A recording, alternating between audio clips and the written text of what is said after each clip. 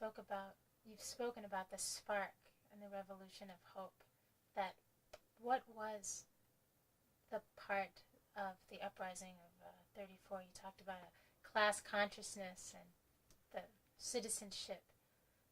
They were trying to get a voice. Could you talk about that as one of the things that came out of that was important? Well, that was, number one, was enlarge their motivation. In other words, that the people wanted to have some say, because if you remember at that time they were putting in new machinery, they were increasing workloads, they had no voice in anything that happened in the mill.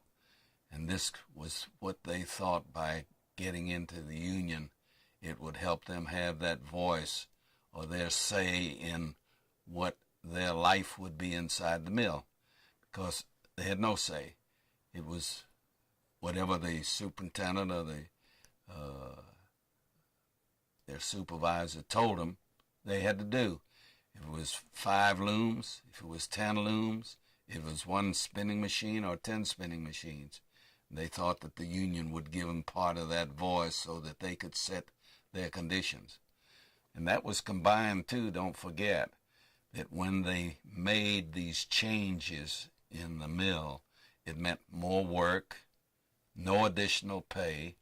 They couldn't understand, if we're turning out more work, why shouldn't we have some right to say something? And they figured the union would be the one that would be the instrument for them. Let's think about this as a legacy. This place in the movie that this is going to be coming, yes, it's almost a wrap-up. It's a reflective way of thinking about what happened. Looking back and taking stock and saying, okay, what did we learn from it? Before you just said that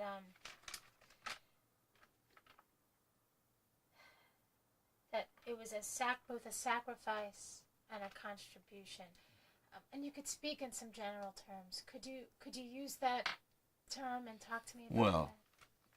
The reason that it was a sacrifice was that they knew... You know what? I want you to almost say, I'll tell you something. I think it was a sacrifice. Oh, I got you. Well, when we look back, it was 2 things. One was that it was a contribution to the changes that took place since that time. And number 2, those who participated, some of them sacrificed, many of them sacrificed their jobs, their way of living. What happened?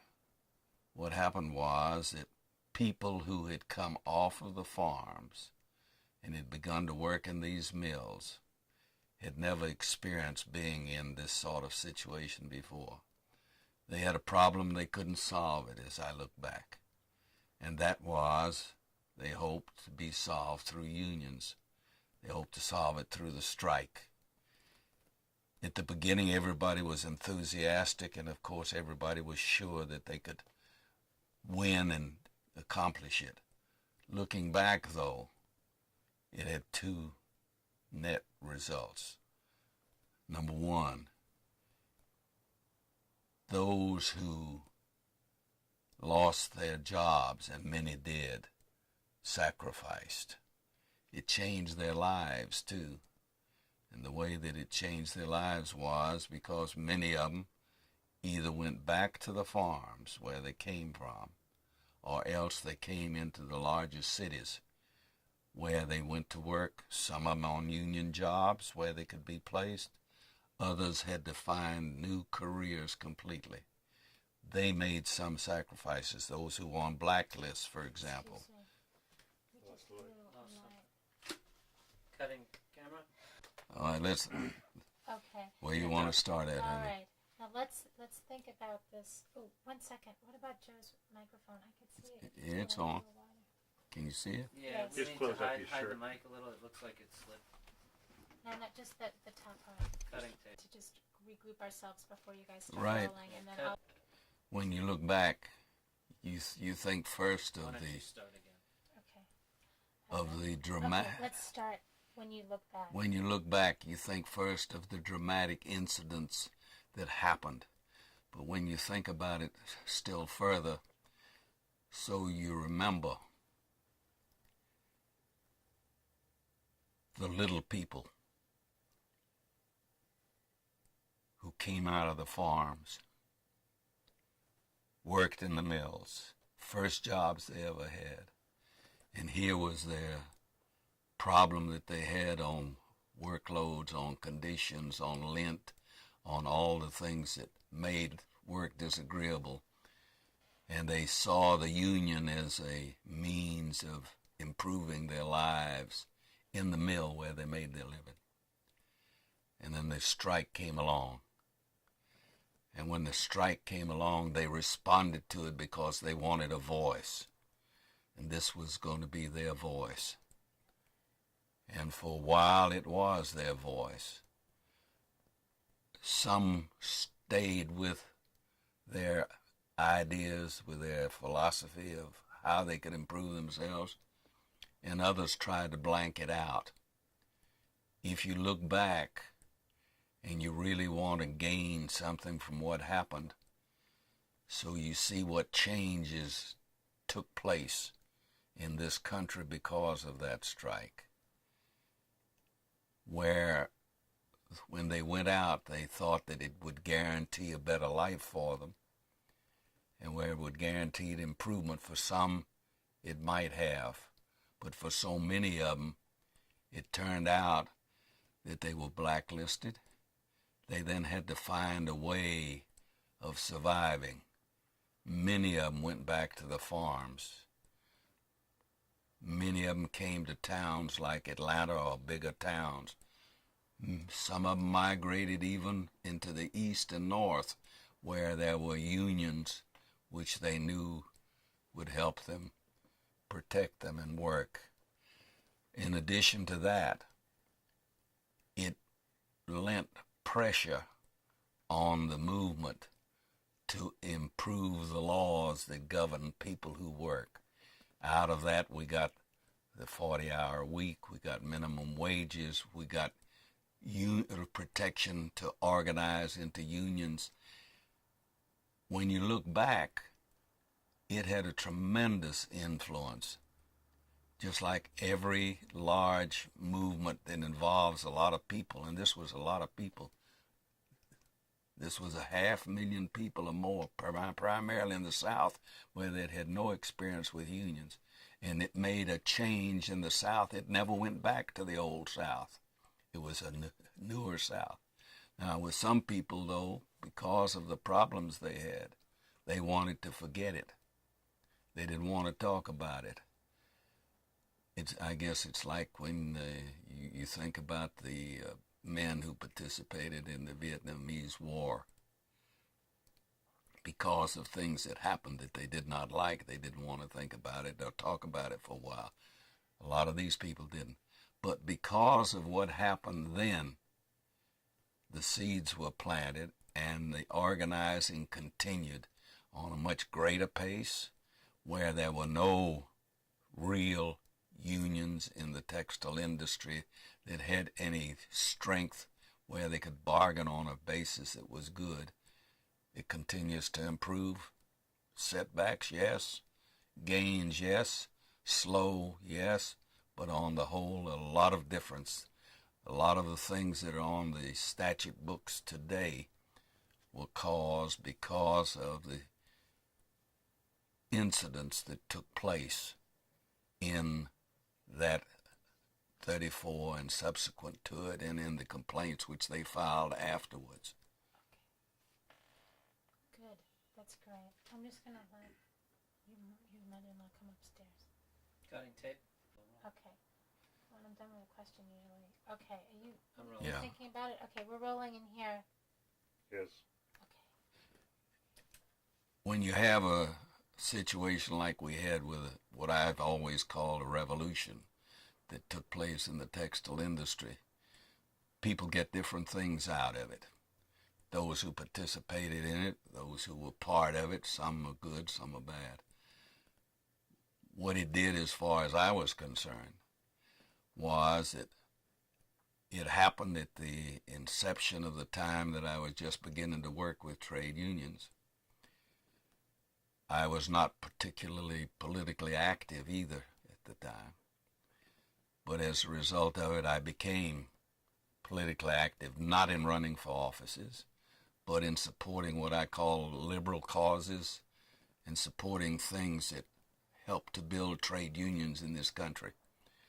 Just like I say, for example, that the same kind of revolution that we had in 34, but in a different way, occurred as a result of World War II in the 40s, where people who had been used to their hometown environment, had been used to the small town environment in the South particularly, had been used to what the mores was in their community when they were in the Army, and they participated in it and saw the differences that occurred while they were there in race relations, for example.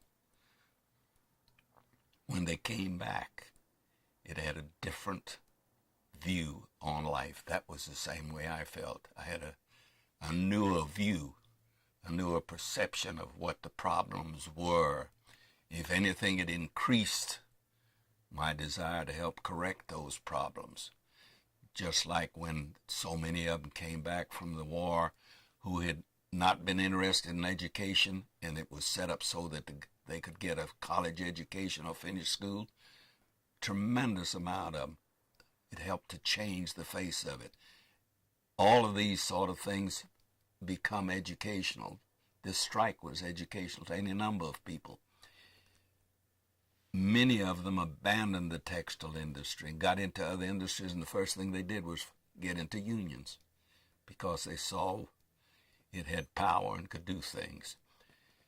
With me, I devoted the rest of my life then in just representing labor unions, so that my work has been that from time go, not only in representing labor unions, helping them set up educational classes, taking groups of them when they had the Highlander Folk School. We took the first group that went up there, garment workers, textile workers.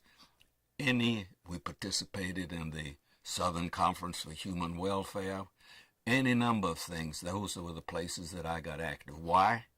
Because it was my conviction based on what I saw and based on what I believed in and still do, that only by improving the conditions of the people who work and giving them a voice could we make this the kind of a democracy it ought to be and the kind of a world that it ought to be. And that's why it was that I became active in the Democratic Party. I became active on the local scene, and as an example, when there was any gathering or any meetings of trade union leaders, somehow I was always there on the mailing list. Part of the reason for it was because it wasn't just a business relationship. It was a philosophical and a personal relationship. And it was the kind of relationship that they knew that they could find a kindred soul and that our ideas ran together. And what has amazed me time and again is right now, as I see what I call the new generation. Same aspirations, same desires, same wanting to have a better life, raise their families, have security, have a decent wage, where when they work they're not below the poverty line, but that they make a living where they can send their kids to school. Same identical thing, only with additional strength based on the fact that they saw where they had come from out of the farms and how they tried to get somewhere in the textile mills particularly.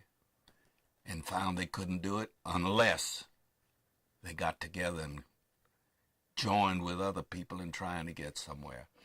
And that's the reason why we have moved, as I feel, particularly in the South where I've been all my life, towards that kind of a goal. A lot of times it seems slow, but a lot of times it makes you smile. And what did you see? You talked about it in the abstract. You said because of what I saw back then made me even have more convictions about economics. Could you just be, and you don't, it doesn't have to be long. Is it, I want you to use that word, citizenship, or, I don't know, was it class consciousness? Was it the first time that textile workers were able to sort of see through paternalism or see through? Well, when you look back and we think of different aspects, one of the aspects that I think of right now, when we organized a plant or when we got union organization in the smallest of the town, one of the first things that they did, besides having a voice in the plant, they registered to vote. Never had done it before. They became candidates. They began to brag, well, our steward is going to run for council or going to run for sheriff or going to run for some other post. This was part of their developing into what I call a first-class citizen, where they not only were interested inside the plant, but also in the community in which they lived. They took advantage of becoming members of the school boards to make sure that the schools were improved. The changes in the schools, as I remember them, didn't come about because the wheels wanted to do it, as I call them, because in those days the schools were usually inside of the textile village, which has since disappeared. That's another thing that has happened, where before they all lived right around the village and there, because the company could take some tax advantages from it and also keep an eye on them, they began to move back out into the community and live in different other places. They became more of what you would say a first-class citizen rather than a amen citizen where somebody else did their thinking for them and did their leading for them and did their work for them. And unions have meant that. And I smile when I think about it. And up in Tennessee, I can remember that whenever after we organized the plant and we improved the contract so we got a better benefit towards paying the health and welfare funds that we set up, the doctors liked it. Why? Because they could increase their bills. The hospitals, time after time, when we improved our situation, they raised the rates on them. What about the ones? But there were people who were frightened. That's there right. were people who lost their vim, vigor, soul, and interest in it, and who was scared to death because they'd been blacklisted or because they'd lost their jobs. That's right. And those, if you remember, I compared a little bit with the people in Vietnam. Okay, I don't want you to I cut you off. Yeah. But what did those people say? Do you think those people, even if they were quiet and they didn't tell their children about it, or even if they got frightened, maybe they saw something? There are people who went out like Lucille Thornburg and dedicated the rest of their lives, but there are those people who turned. You say there are those you can't start in the middle. You say there are those cotton mill workers who went up against it, who joined the union, who went back to the mill, who abandoned it. That's right. But they might have seen something. So can you talk about that too? As a result of the strike, there are those who became devoted and dedicated to continuing to fight for unions. There were those who, because they lost their jobs, who went back Some went back to the mill and were anti-union and were anti-anything and were saying amen to anything in the plant. There were those who left the industry. But deep down, any of them who had the experience got something out of it. What did they get out of it? One thing primarily, and that is that they saw that when they banded together, that they had an impact, sometimes for the better, sometimes for a longer period, and sometimes not. When you talk to some of those people, as I have, and the reason that I have is because there was any number of them that didn't come out to begin with. There were any number of them who, because of blacklisting, had to change their lives. So when you begin to discuss what happened then, they will all admit one thing. It opened their eyes for the first time to a lot of things that they had never thought of before. Their life before was that they would work in the mill, they'd go home. Those days there was only radio, listen to the radio, go to church on Sunday, period.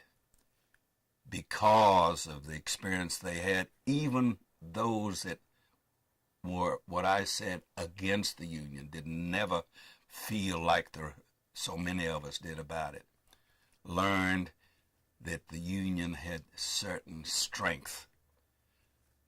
Not always as strong as it ought to be, not always the kind they wanted, and some of them didn't like it at all because, I can take care of myself. I don't need anybody to take care of me. But they learned something. Each type of episode like this is a learning experience. With some of them it works out good, with others it doesn't. But it laid the seeds, I believe, in many ways for continuation of organizing and improving the number of unions that were in the South and improving their thinking about being citizens of the community, of the country, of the village in which they lived. And I think the proof of it is the fact that despite a lot of the anti-union laws we have, despite depressions, despite a lot of other problems, unions continue to spread into areas where nobody dreamt that they would be. Where before we used to talk about unions only in the east and the north and in the big towns, now we see them everywhere else. Let me give you an example of what I'm talking about. In the state of Georgia particularly, when you say union, at one time they'd say, union, we don't have any unions here. Now, electrical workers union all through the power systems in the small towns, the big towns. Little towns like Elberton, Georgia, a handful of people, used to be the granite industry. Granite union, carpenters union, a blouse factory up there, all of them organized. There was a textile mill organized there too until they moved it into South America on the basis of some of these laws that we have. Other small towns equally alike. When I ride from here to Columbus, Georgia, for example, there used to be nothing. It was desert as far as unions are concerned. In Newnan, there's a union of some kind. In LaGrange, close by, there's some unions of some kind. Columbus, where you used to not be able to say, well, we've got a union. There are people that belong to unions, and they're respected in the community, too, because they know that these are people who have some kind of an idea of a better world and a better philosophy. In the same way, you can name town after town after town after town. But that doesn't mean it's all good, because with the good, there's also bad. Great. Do you want to take a sip of water? It's okay. I'll let you sip. Do you hear the background noises much? You told me that at the time, even And you say, could you mention again what you were doing, as a lawyer, a little bit. But at the time, even those of you who were working in the movement were surprised that the Southerners had responded to the organizing effort and then to the strike in the way that they did. And you said that it was the first time that that the textile industry was not a concentrated industry, that it was all over. That's right. And that it was in tiny little towns where it was the only game in town, but that it was the first time that textile workers had ever united, and that we can't lose sight of that. That's something important, and that even you who were here was surprised by that. And that's something that we need to think about. Why that was able to happen, or if that's something that we could take faith in. Could you? Yeah. I'm just saying what you told me this morning. Well, you could start. when you look back. Okay. I'm sorry. I just remembered that you have to remember that the textile industry was spread out everywhere. That's right. Okay. Tell me that, and then go on.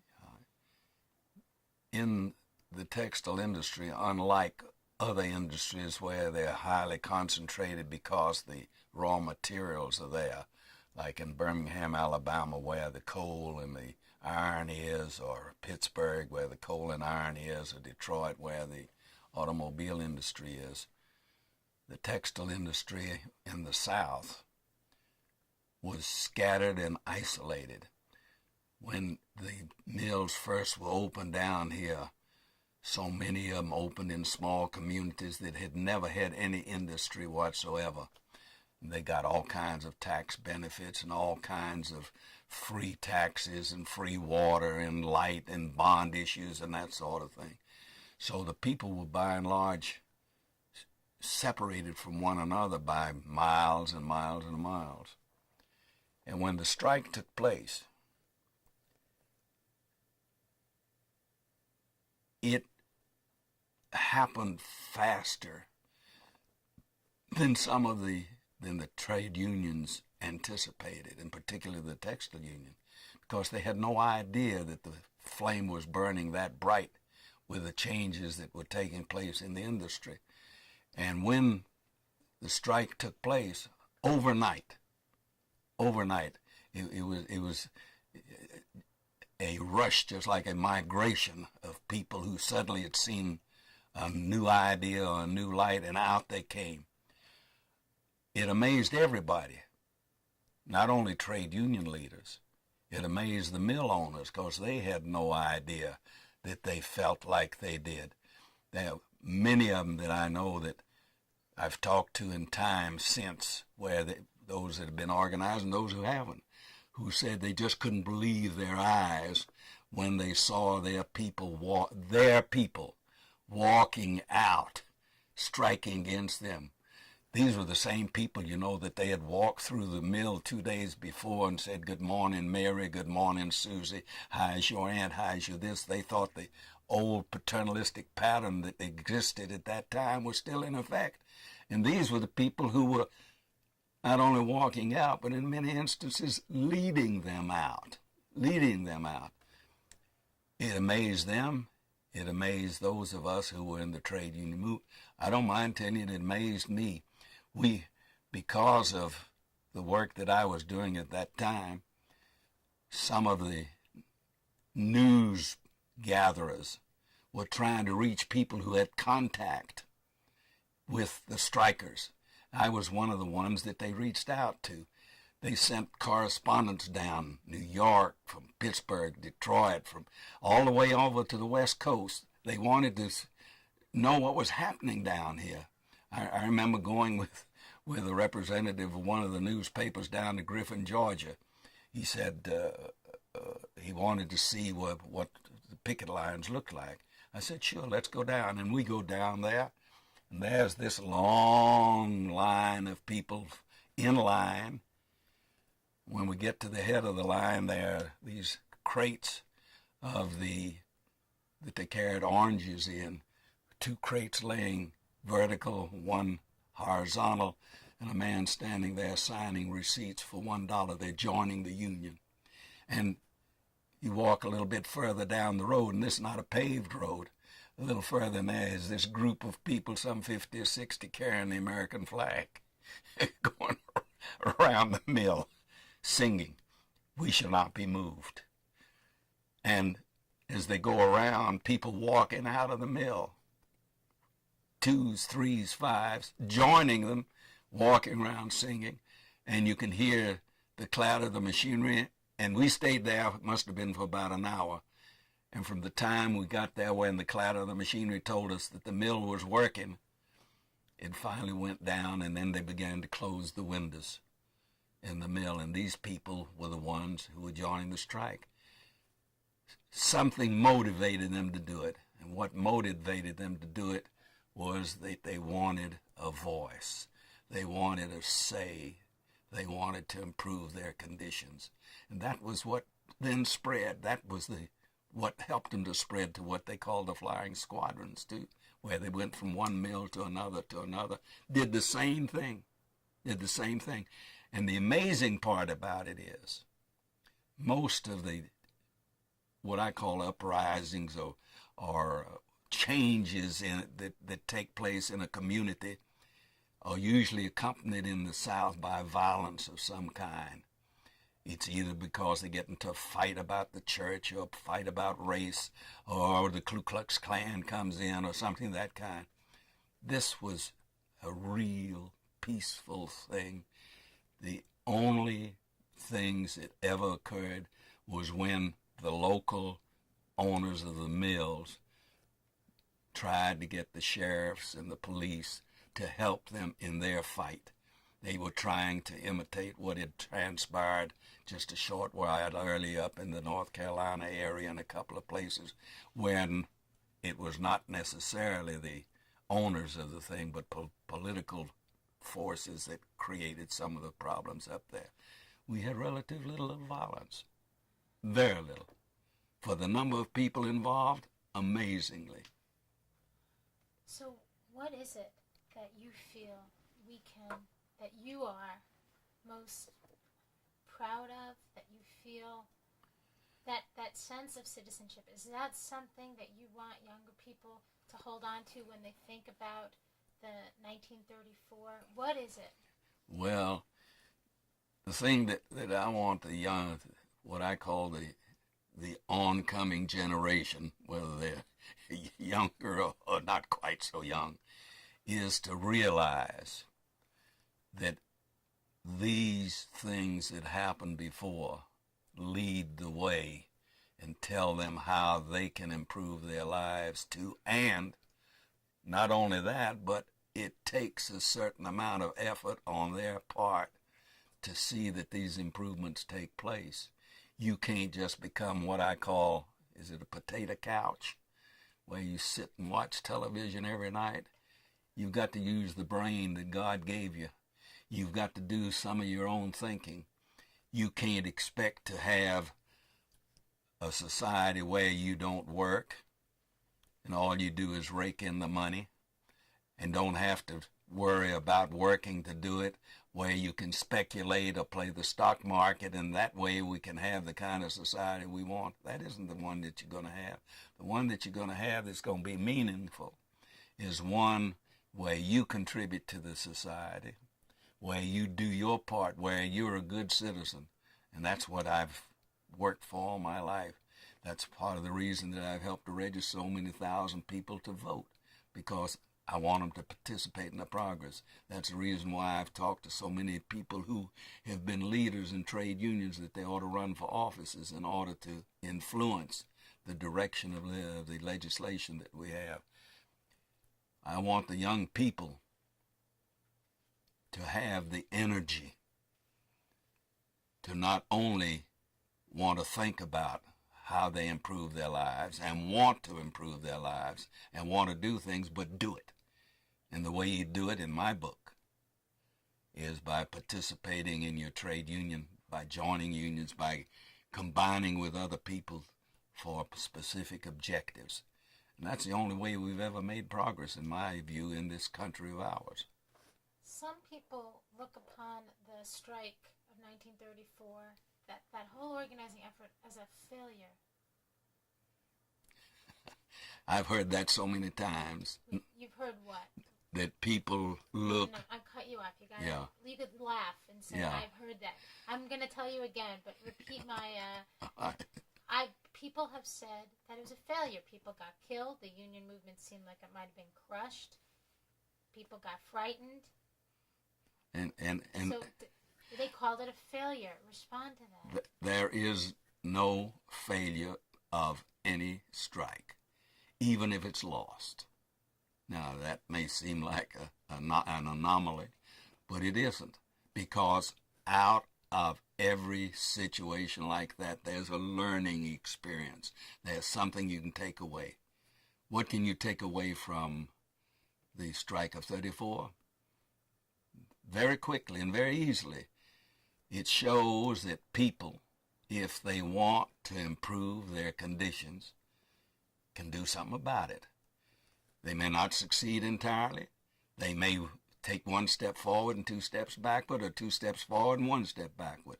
But from it, they learn and experience how you can improve the society in which we live, how they can improve their lives.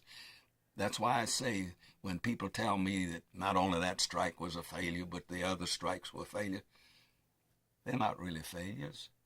It addressed, for example, the grievances of the textile workers. It showed that they were living not in a society where they had a fair deal, but one where they were peons, one where they were very little better than when they worked on the farm and didn't have any cash, or were tenant farmers and didn't have any kind of livelihood where they could wear a decent pair of clothes, where they only had one good going to church suit on Sunday and one good dress going to church on Sunday, and the rest of the time that they wore rags. Any other strikes that we've had, and I could name any number of them where they've said, oh, that was a lost strike, that was a failure. Some good comes out of it. Part of the good that came out of the textile strike, a lot of the legislation that took place came from that textile strike, which improved labor conditions. Part of what came out of that was the double cross by the textile barons of Roosevelt, whom they had promised that they would return the people to work and would not discriminate against them or blacklist, and they turned around and double crossed him on it.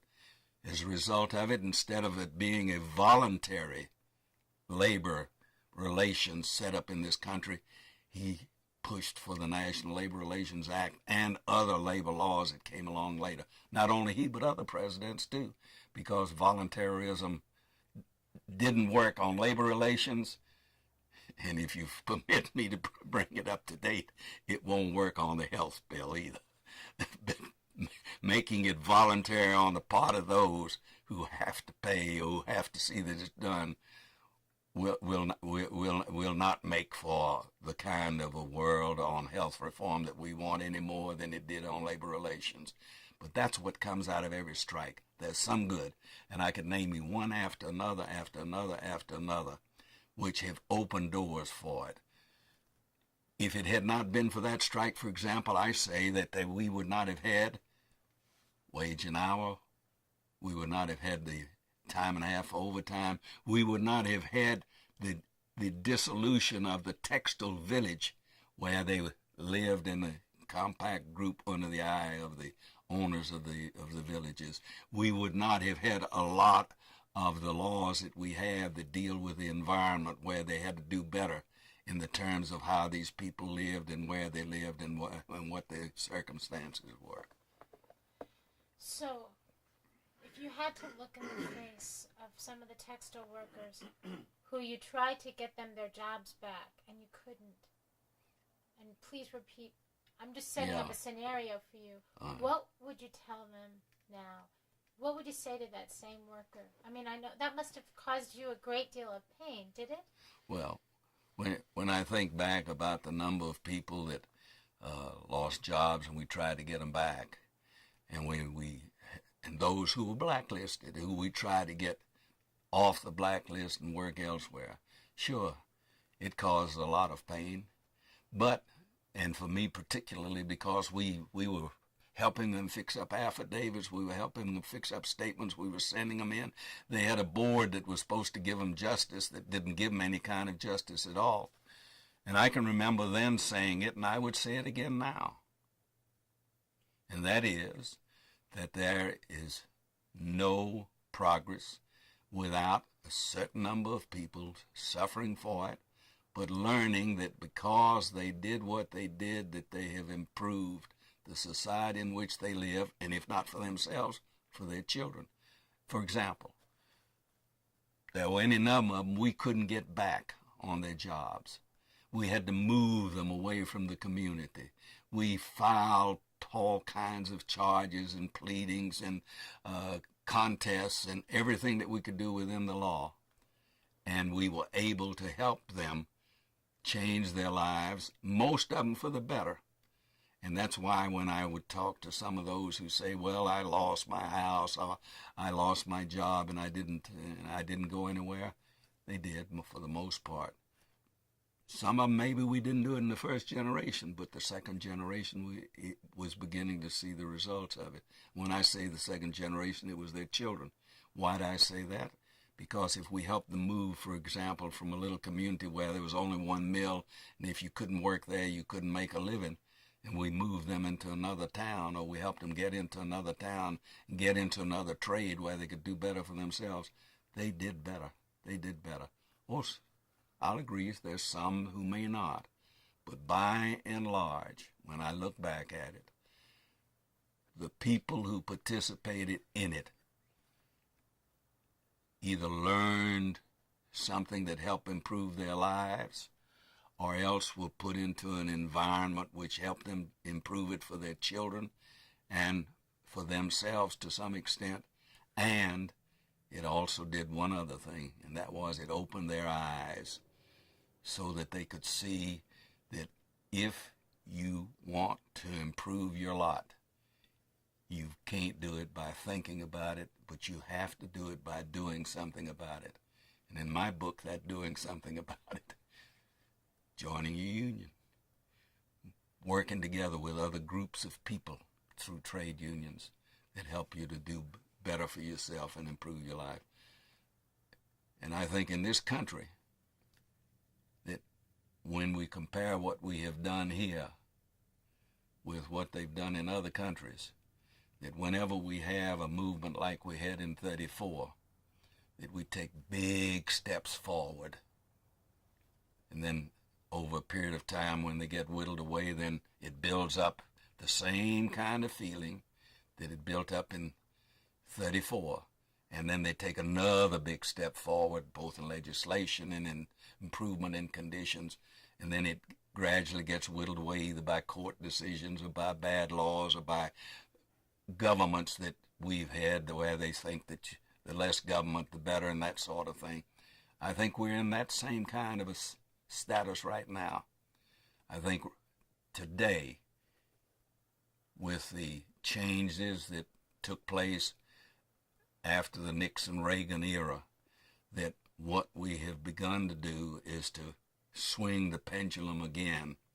And part of the proof of it is what's going on right now, health reform and crime and some of these other things, where every one of the same forces that tried to prevent the little person from going anywhere are doing the same identical thing today. And they won't succeed, and we're going to make some progress. It may not be one step fast enough or two steps fast enough, but it's going to continue to be done. And the more people participate in what I call the process of improving their lives, the sooner we're going to get it done. And that's why I've worked with unions all this time. Great. Some people though, I don't know if I've met a lot of people who just put it behind them. They never told their children about it. They never talked about it. They were ashamed of it. They said, the union did nothing for me. And, the reprisals against them, the animosity that they have suffered was sort of just too great. And that seems to have colored a great deal of the way that this history has been presented. I mean, it's just I think some people did not have that experience that you're talking about, and in turn, they've never really been able to talk about this and take anything from it. Well, you can't expect everybody to have the same experience that came out of the strike that I had. On the other hand, though, there are some people who won't ever change their ideas, who won't ever open their eyes, as I call it, and who think that, well, somebody's going to do it for me, and that somebody ain't going to do it for them. You've got to do it for yourself. Those are the ones who are the ones who, in my opinion, moved into the trade union movement and saw that it had the answer to their problems. That's why it is that when they tell me, and some of them have told me, oh, I'm not going to come close to a union, I'm not going to do this, I'm not convinced that they really believe what they say. I think what they're saying really is that I'm scared to open my eyes. I'm scared to help solve my own problem. I'm going to sort of rely on the Almighty is going to come down and do it for me. Somebody else is going to do it, but I don't have to do anything about it. All I got to do is just sit tight. And if it don't get any better, well, that's the way it's supposed to be. I don't think that's good citizenship. I don't think that's what built this country. I don't think that's what's going to make progress. And I don't think that's what's going to solve our problems either. Because if we continue to think that way, and when I say we, I'm talking about those who don't want to remember it, who said the union didn't do this or we didn't succeed in that, and all the stories that I've heard about how bad things were then and how bad they've been. Maybe they contributed to them being that bad because they didn't do a damn thing. Maybe they contributed to it because they didn't do anything. Maybe they contributed to it because they did not sit down and figure out how can we find the answer to some of these problems. How can I find the answer to making a better living? But they were frightened. The mill owners had them over a barrel. You know, if the people who helped to settle this country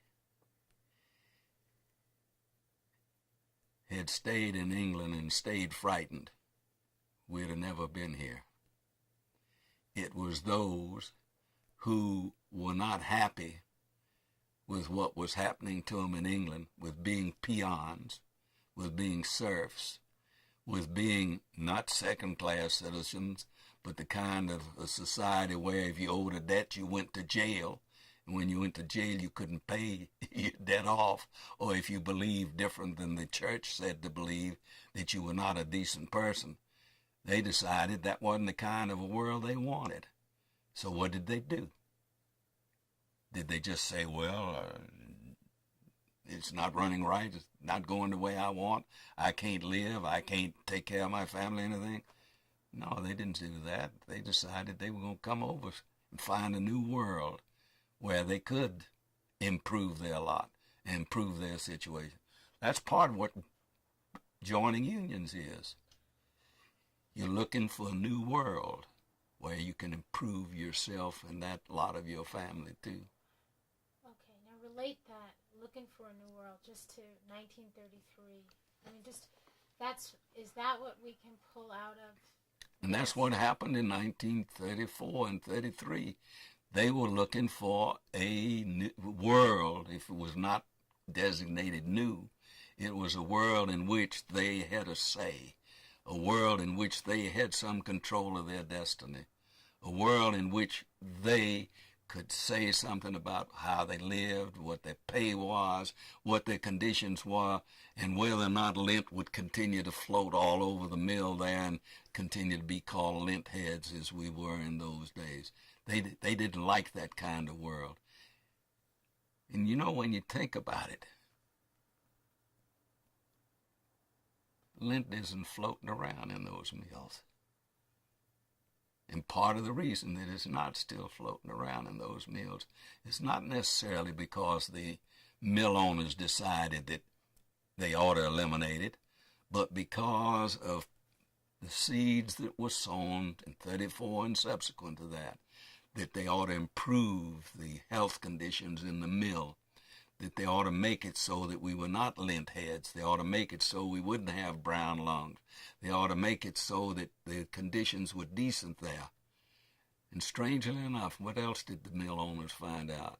That when you eliminated the lint, that they turned out as good or a better product, besides making their people healthier, besides having their workers in better condition. And that's part of, when you say, what did we gain? That's part of what we gained. You know, when I look back and think about it, I can remember in those days, all the windows used to be open. You had big fans blowing, and exhaust fans pulling it out, and lint coming across everywhere.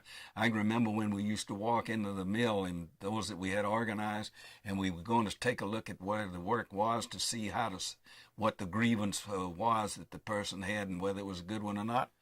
You walked in with a suit, you came out, it was white. If it was a blue serge suit, which is what they used to be in those days, they'd turn completely white because of the conditions in there. If you don't look around carefully and see the changes that are taking place and the reason for the changes, you don't know. But if you do and start to think about it, then you do see that there are changes for the better, and there are changes which have helped to improve the lives of those of us who've worked in mills. And that's why when these people start saying, well, I lost because of it, I lost my job, and I hate it, and it affected me adversely, I'll make you a bet that if they look at it carefully, they'll find more than one thing that it worked out to their advantage and better for them if they keep their eyes open, or if they open their eyes a little wider than they do. Let me take one moment to just think. Think. You think too. Cut And you tape. yeah. Go back to the strike, and Yeah. how did you feel through what you'd just been through? Can you lean back to about where you were too? Yeah. Okay. Well, let's just discuss a little what she's Okay. driving at. And the reason I say that is because, We'll roll while you think about this. It's okay. Okay? yeah, Okay? when the strike was over, part of what we understood the settlement of the strike was no discrimination against anybody. Return the people to work as quickly as they could start the mills up, and we had all kinds of varying figures about it would take a week to get the machinery ready and to get the machines going and to get the mills ready and that sort of thing. And then if we did not return them fast enough, or we didn't return them to their jobs, there was a procedure that you could turn around and file your grievances, and it went through the machinery, and then they would see to it that nobody was discriminated against, everybody got their job back, and to the extent that it was possible to relieve suffering of people who were not working, they would be put to work as fast as they could be, and possibly sooner than that. It didn't turn out that way. That's why I have said time and again that it was the double cross of the feudal barons who owned the mills in not putting the people back and blacklisting them and stretching it out, because they found out right at the inception of the return to work that the people, just as they had anticipated, had 1 week's pay. What I mean by 1 week's pay, they earned their pay, they paid their bills, but they didn't have anything put aside for any kind of a rainy day because they didn't make that kind of money. And those people were the ones who did not have food to eat. And those are the people who had to borrow from their friends. Now, when we first settled it, we thought the agreement was fantastic. It meant recognition of unions. It meant doing business with unions. It meant we had the right to organize. It meant we had the right to set up unions, to hold our meetings. We were holding meetings in churches that were subsidized by the companies. One of the first things that they did was get a hold of the preacher and make sure that we couldn't meet there anymore. Make sure that they took away the part of the instruments that we had. And what they tried to do was to turn a revolution that was succeeding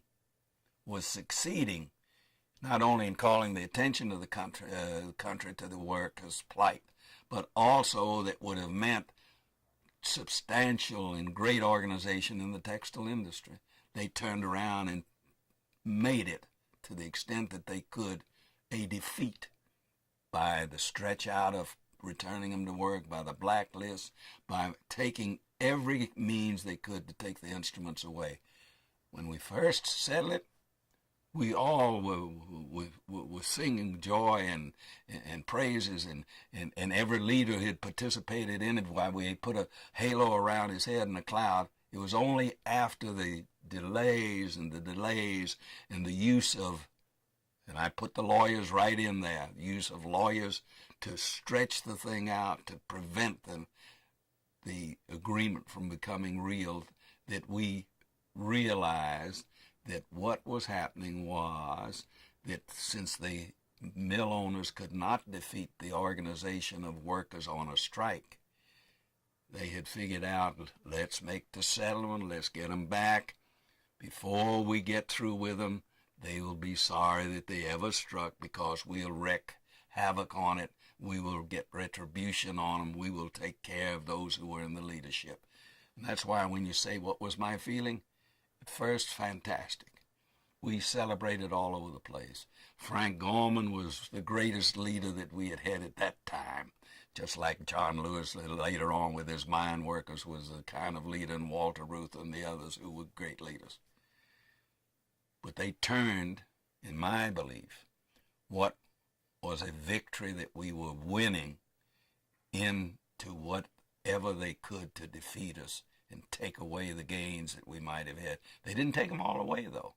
And that's why when people say that they lost, they didn't lose. There were gains that were made, if they take a look at it, that stayed with us and have continued to stay with us, and which their children have taken the benefit of, and which they have felt.